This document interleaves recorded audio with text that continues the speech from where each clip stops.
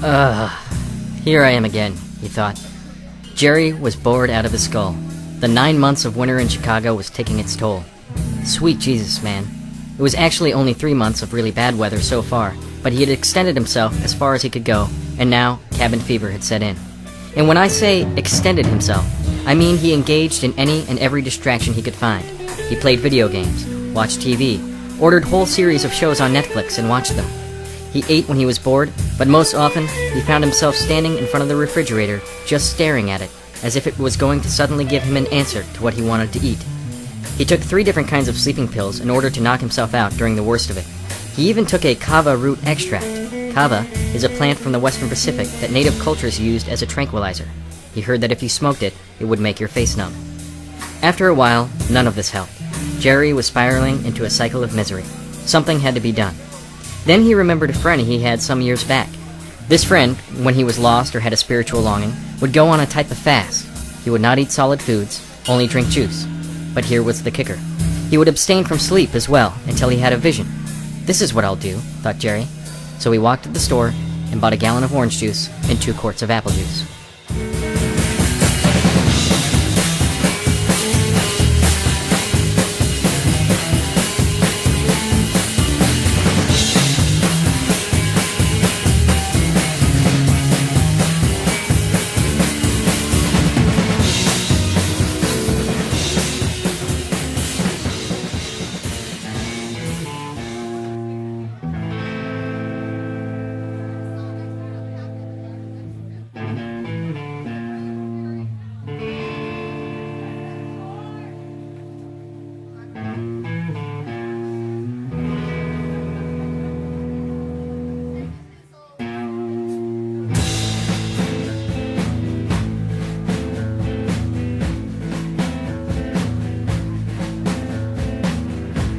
Sally sat atop the hood of the car, looking out over the city.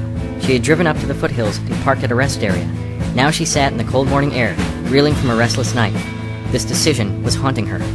Now, her bifurcated self had boiled it down to 2 choices, as it often does.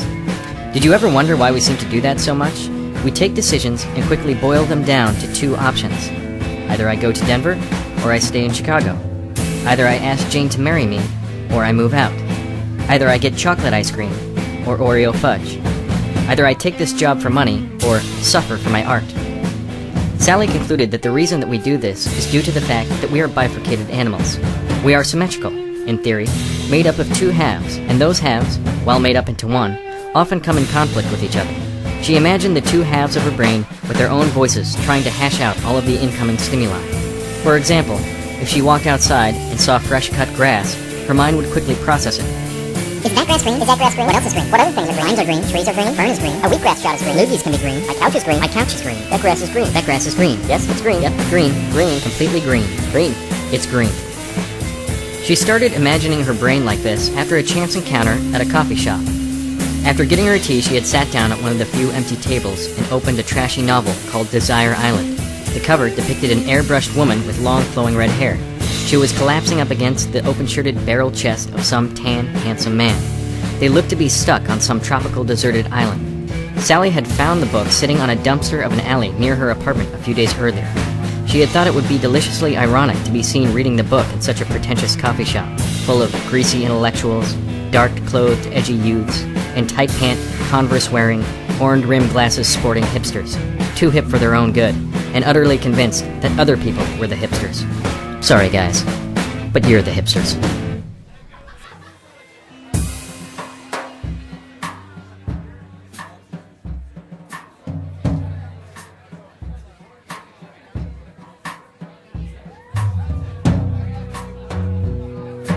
Do you mind if I sit here? A voice said.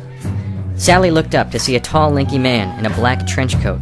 He had a book bag slung over his shoulder, and he was holding a cup of coffee. Not at all, she said. He sat. He seemed to be around the same age as her, probably in his mid-20s, she thought. He was greasy, had a rather odd-shaped long nose, and not much of a chin. Also, he appeared to be unsuccessfully trying to grow a mustache and goatee. He immediately took the opportunity to chat her up, starting to yammer on about the state of coffee grounds, quickly segueing into some convoluted Marxist rhetoric. Man, she thought, does this guy's Adam's apple move when he talks? And she was right. It did. And it was big. Real big. It seemed to help push out his stale cigarette coffee breath. Something else about the pheromones he was giving off told her that he must live at his mom's house. She prided herself on her sense of smell. She casually looked behind her at the rest of the coffee shop and saw that it wasn't as busy as she thought. There were at least 3 empty tables.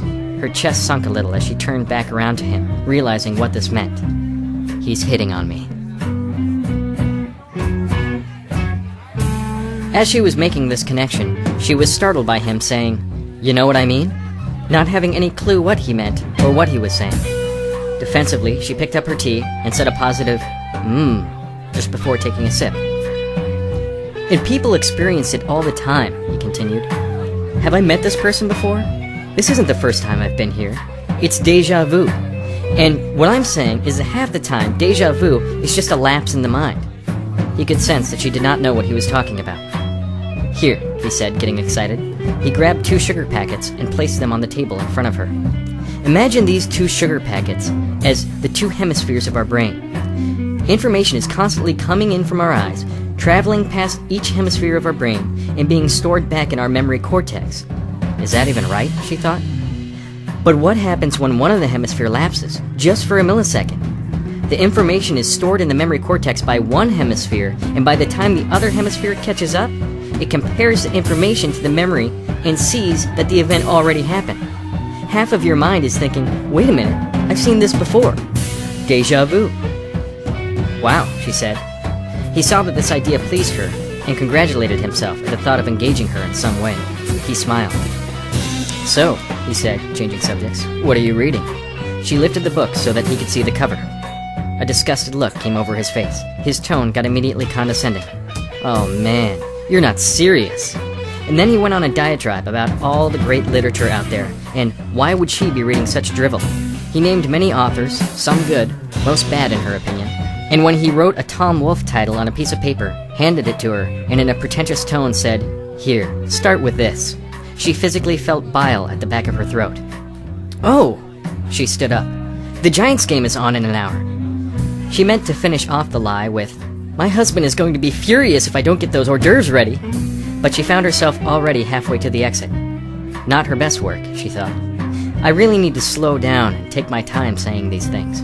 Nothing's worse than walking away from a situation thinking, man, I should have said that.